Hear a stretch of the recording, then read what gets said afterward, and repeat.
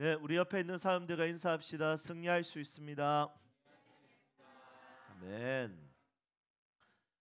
오늘 말씀을 통해서 이 음성이 들려지기를 주님의 이름으로 축복합니다.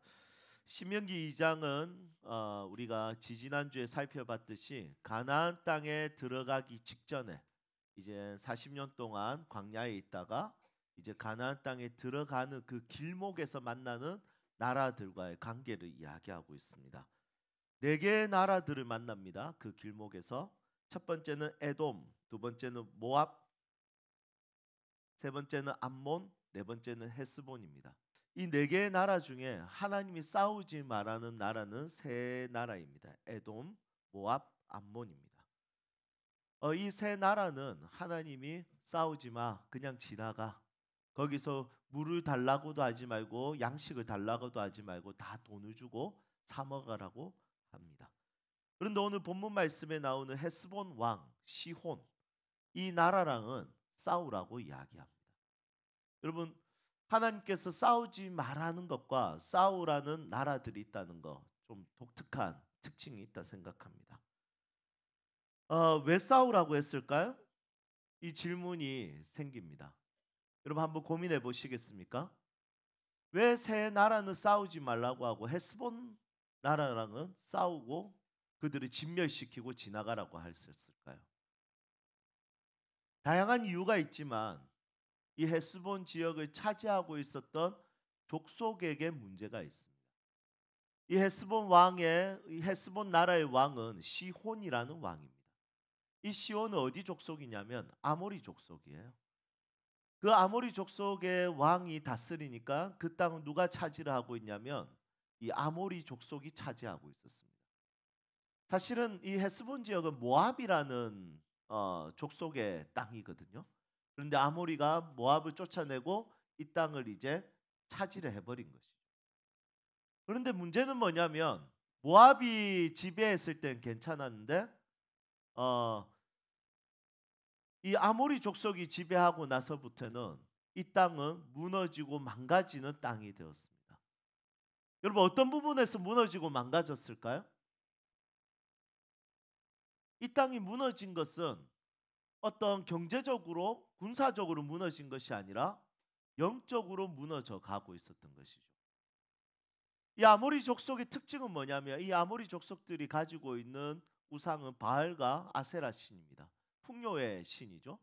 이 풍요의 신은 서로 성적인 관계를 맺으면 하늘에서 비가 떨어져서 이제 풍요로움을 누릴 수 있다. 이런 이야기가 바로 이 아모리 족속들이 섬기는 신입니다. 그리고 두 번째는 어떤 신을 섬겼냐면 몰렉이라는 신을 섬겼어요. 몰렉. 여러분 들어보셨습니까? 이 몰렉은 어떤 신이냐면 우선 사람을 제물로 받는 신입니다. 인신 제사를 드리는 신이죠. 그래서 인신 제사를 어떻게 드리냐면 어린아이를 불로 태워 가지고 제물로 드리는 그런 신이라는 거죠. 그래서 아모리 족속은 그냥 이렇게 그 땅에서 있었던 것이 아니라 그 땅에서 죄가 계속해서 차고 있었습니다. 그 증거가 어디 있을까요? 제가 자주 나누는 말씀인데 한번 찾아볼까요? 창세기 15장 16절입니다. 지금 간접등을 꺼서 글자가 잘 보이지 않을 수도 있으니까 제가 그냥 이야기하도록 하겠습니다. 창세기 15장 16절은 하나님이 아브라함에게 하신 약속인데 그 약속이 뭐냐면 나중에 약속의 땅 가나안을 차지하게 될 건데 언제 차지하냐면 4대가 지나면 차지하게 될 것이다. 그런데 그 땅에 왜 지금 차지하지 않고 4대 뒤에 차지하게 되냐면 그 땅에 아모리 족속들이 있는데 이 아모리 족속들의 죄가 아직 차지 않았기 때문이다. 이렇게 이야기합니다. 그러면 그때 그 말씀과 지금 오늘 이 본문 말씀은 몇 년 차이가 날까요?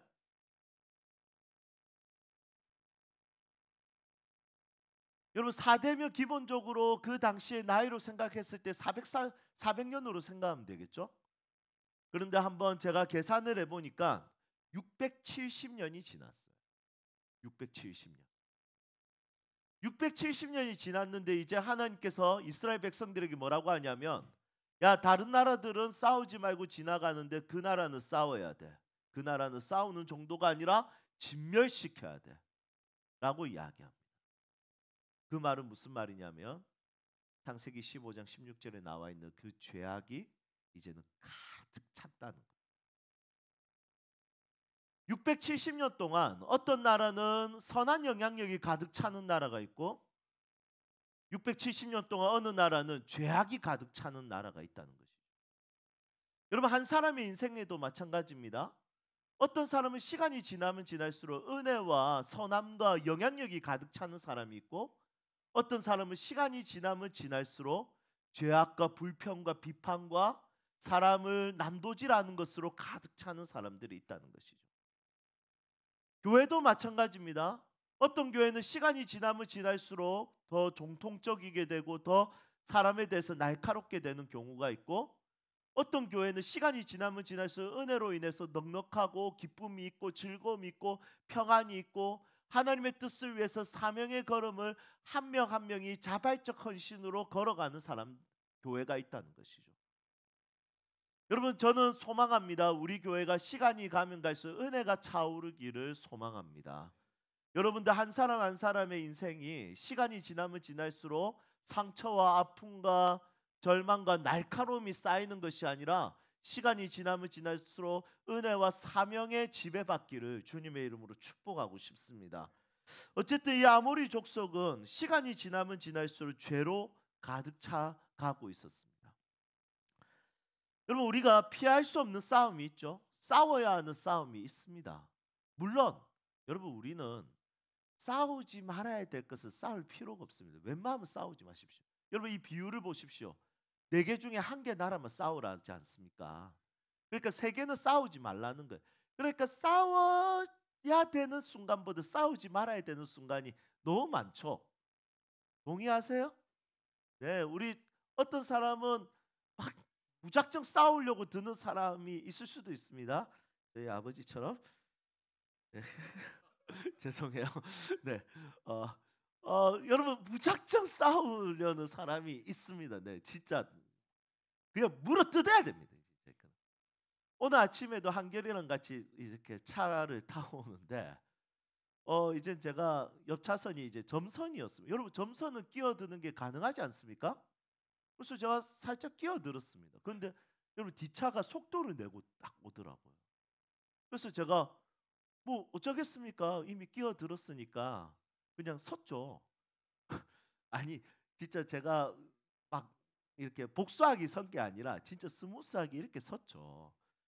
그랬더니 이 차가 제가 가는 길목을 따라오더라고요. 그 차를 이렇게 횡단보도에 걸렸는데 제 옆으로 딱 왔습니다.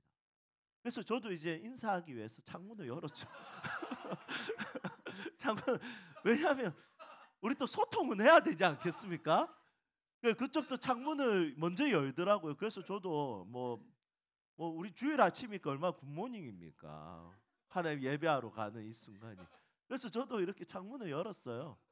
저 오늘 이렇게 헤어스타일도 부드럽게 이렇게 웨이브도 넣고 이렇게 했으니까 부드러운 인상으로 무슨 일입니까? 물었죠. 그랬더니 그렇게 급하게 끼어들면 어떻게 하냐 이렇게 하길래 제가 정직하게 이야기했어요. 아니, 내가 점선에 끼어들었고 이 끼어들었을 때 급하게 갑자기 속도를 내더만 이렇게 제가 이야기했어요. 정말 부드럽게, 진짜 부드럽게 이야기했어요. 진짜.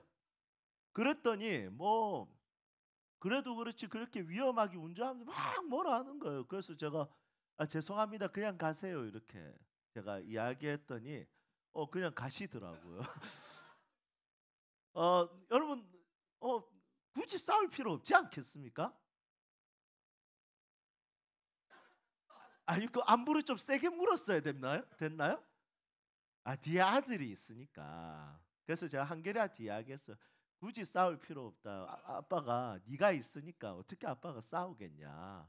그랬더니 그럼 제가 없으면 싸웠어요? 이렇게 물어보길래 순간 멈췄다가 아닐 거야 이렇게 이야기하고 아침에 왔습니다. 여러분, 싸울 필요가 없는. 여러분, 우리는 싸울 필요가 대부분 없습니다. 맞죠? 네.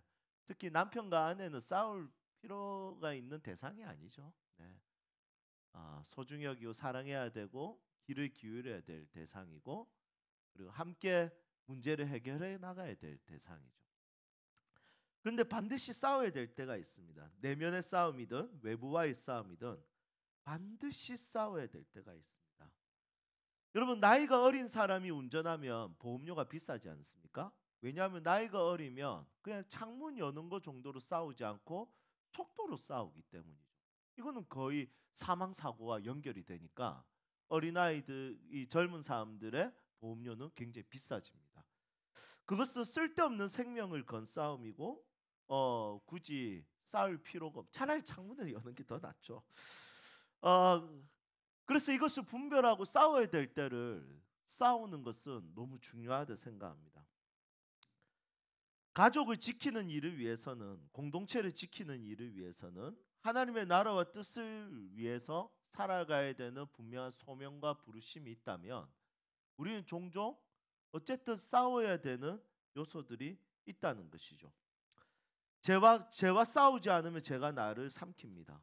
두려움과 싸우지 않으면 두려움이 나를 지배합니다. 여러분, 이것을 기억하고 우리가 싸워야 될 때 집중해서 싸웠으면 좋겠습니다. 만류 인력을 발견했던 뉴턴에게 한 기자가 물었습니다. 이 위대한 원리를 어떻게 발견하셨습니까? 물었더니 이 뉴턴은 이렇게 이야기합니다. 사과가 떨어졌어요. 그 뒤로 그것만 생각했어요. 왜 떨어질까? 이것만 생각했어요. 여러분, 이것을 발견하기 위해서 싸웠던 거죠. 그것만 생각한 거예요. 여러분, 마찬가지입니다. 우리가 인생을 살아가다 보면 반드시 이겨야 되는 요소들이 있다는 것이죠. 이것은 지면 안 된다라는 요소들이 있다는 거예요.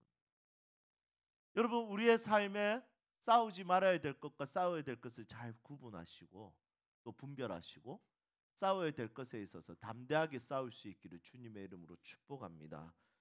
그렇다면 우리가 싸워야 할 때 우리에게 가장 중요한 것은 무엇일까요? 오늘 설교 제목입니다. 승리할 수 있다는 하나님의 음성을 듣는 것. 여러분, 이 음성을 듣는 것이 제일 중요합니다. 신명기 2장 31절 같이 한번 읽어보겠습니다. 함께 읽겠습니다. 그때 여호와께서 내게 이르시되 내가 이제 시온강 그의 땅을 내게 넘기노니 너는 이제부터 그의 땅을 차지하여 기업으로 삼으라 하시더니 아멘. 여러분, 이 말씀은 하나님께서 이스라엘 백성들에게 승리할 수 있다라는 약속을 주신 말씀. 그런데 재밌습니다. 그 땅을 내게 넘기노니 이렇게 말하지 않습니까? 여기서 넘기노니 이렇게 돼 있는 게 히브리어로 나탄이라는 단어를 쓰는데 이 나탄이라는 단어는 어떤 뜻이냐면 이기는데 안에 동사 시제가 완료형입니다. 아직 일어나지 않았지만 일어난 것처럼 사용했다는 겁니다. 넘겼다 이렇게 해석해야 됩니다. 여러분, 넘겼다, 이거 너무 중요한 이야기인 것 같아요. 아직까지 넘겨지진 않았어요. 그렇지만 하나님은 이미 넘겨진 것처럼 그 일은 이미 일어난 것처럼 이 이야기를 한다는 거죠. 이걸 이렇게 표현할 수 있습니다. 예언자적 완료형. 무슨 뜻입니까? 여러분, 이미 된 거 아닙니다. 그런데 이미 된 겁니다. 분명히 예언자적 미래에 있을 일입니다. 그런데 이미 된 것입니다. 여러분, 이게 하나님이 사용하시는 언어의 방식이라는 거죠. 우리는 현재에 충실할 수밖에 없죠.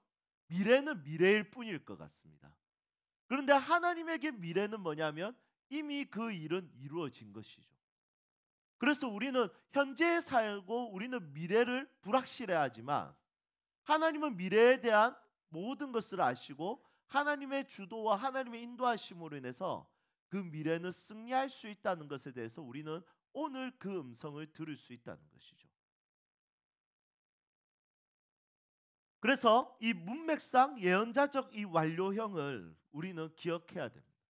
하나님은 항상 우리에게 미래에 대해서 이야기하지만 그게 오늘 이미 일어난 것처럼 완료된 것처럼 하나님이 말씀하시는 방식이라는 거죠. 여러분, 부모가 자녀들에게 이거 사줄게 하면 그거는 예언자적 완료형을 쓰면 됩니까? 안 됩니까? 안 되죠. 항상 미래형으로 이야기하죠. 해줄게 이렇게. 그런데 우리 중에 그 누구도 자녀들에게 이렇게 표현하지 않습니다. 그건 이미 사줬어. 여러분, 이렇게 부모 중에 이야기할 수 있는 당당한 부모가 얼마나 있겠습니까? 안 그렇겠습니까? 저만 나쁜 부모인가요? 여러분, 우리는 항상 미래형을 이야기할 수밖에 없습니다. 왜냐하면 불확실하기 때문이죠. 그런데 하나님의 언어의 방식, 하나님의 언어 문화는 무엇이냐면 미래 이야기를 이미 된 것처럼 말씀하십니다. 빛이 있으라 하셨어요. 그러면 있으라 하는 순간 빛이 있는 거예요. 땅이 있으라 하면 땅을 있는 거예요. 물이 있으라 물이 있는 거예요. 그걸 나눈다면 나눠진 거예요. 그냥 하나님은 미래에 있을 이야기를 말씀하실 때 그냥 구분되고 구분되고 아무런 연관이 없는 것처럼 말씀하시는 분이 아니라 오늘 일어난 것처럼 말씀하시는 분이에요. 이렇게 할 수 있는 분은 오직 하나님밖에 없죠. 여러분, 이 음성을 듣고 이 세상과 싸우는 것이 너무 중요합니다. 이 음성을 듣고 내 삶과 싸우는 것이 너무 중요합니다. 이 음성을 듣고 하나님의 사명을 위해서 싸워가는 것이 너무 중요합니다. 저는 우리 자녀들이 그렇게 살았으면 좋겠습니다. 하나님이 승리할 수 있다라고 말씀하시는 이 하나님의 음성을 자주 듣고 자주 눈치채고 자주 마음에 새기고 이 땅을 살아갔으면 좋겠습니다. 그래서 주눅 드는 것보다 당당하게 사는 것이 너무 멋있다 생각을 하게 됩니다. 그렇다면 여러분, 질문이 있습니다. 하나님의 음성을 들어보셨습니까? 여러분, 이렇게 질문하면 두 가지 대답을 할 수 있습니다. 어떤 사람은 하나님의 음성은 대체 어떻게 듣는 거야? 귀로 듣는 거야? 라고 대답하는 사람이 있고, 어떤 사람은 들어봤지. 그 음성이 나를 살게 했지. 이렇게 대답하는 사람들이 있을 겁니다. 여러분, 이것은 못 들은 사람의 문제일까요? 들은 사람들이 잘난 것일까요? 여러분, 누가 잘못된 것일까요? 우선 들어본 사람들은 있으니까 들어봤겠죠. 안 들어본 사람은 아직 못 들어본 겁니다. 그런데 들어본 사람은 압니다. 하나님의 음성이 있다는 거. 그럼 대체 어떻게 듣는 겁니까? 우선 부모가 자녀에게 사랑한다라는 것을 표현하기 위해서 음성으로 말할 수 있습니다. 그런데 음성뿐만이 아니라 자녀들은 그것을 소리로만 듣는 것이 아니라 집안 구석구석구석에서 부모가 나를 사랑한다는 음성을 들을 수 있죠. 굳이 소리를 내지 않아도 모든 것을 자녀들은 들을 수 있습니다. 엄마의 된장찌개, 내가 입는 옷, 내가 살아가는 거주 환경, 이런 모든 영역들 가운데 부모님의 사랑의 음성이 없는 영역은 하나도 없습니다. 그런데 자녀들은 어떻게 생각하냐면 그것은 사랑과 아무런 상관이 없는 거예요. 그래서 사랑의 음성에 대해서 하나도 들리지 않습니다. 저희 집의 음식은 본가의 음식은 약간 짠 편입니다. 이렇게 매콤하고 짜고 입을 방망이로 팍 때려야 이렇게 되는 그 맛이거든요. 아버지가 그 맛을 좋아해요. 그런데 그 된장을 먹을 때 아이고 짜브라 이러면 이렇게 하는 것보다 엄마 밥이다. 여러분, 이렇게 느낄 때가 너무 많죠. 저희 장모님 음식은 약간 싱거워요. 건강한. 그런데 먹으면 아이고 싱거워라 이렇게 안 하고 장모님의 손길과 사랑을 보는 거죠. 여러분, 그런 걸 먹으면서 아이고 짜브라 아이고 싱거워라 맞아야 됩니다. 여러분, 그것은 부모의 음성을 들을 수 있는 너무 중요한 요소지 않습니까? 그런데 그 사랑한다라는 그 음성을 못 들을 수도 있다는 거죠. 민감하지 않으면, 귀가 닫혀 있다면. 그런데 이런 부분에 있어서 우리도 하나님께 마찬가지입니다. 어떤 사람은 모든 만물로 통해서 하나님의 음성을 듣습니다. 어떤 사람은 예배 때 하나님의 음성을 듣습니다. 어떤 사람은 삶을 살아가다 보면 정말 있는 수많은 사건 가운데 하나님의 음성이 들립니다. 마태복음 5장 8절, 마음이 청결한 자는 복이 있나니 하나님을 볼 것이요. 그분을 볼 수 있는 방법이죠. 마음으로. 우리는 마음으로 그분의 음성을 듣고 그분을 볼 수 있고 그분을 경험할 수 있는 것이죠.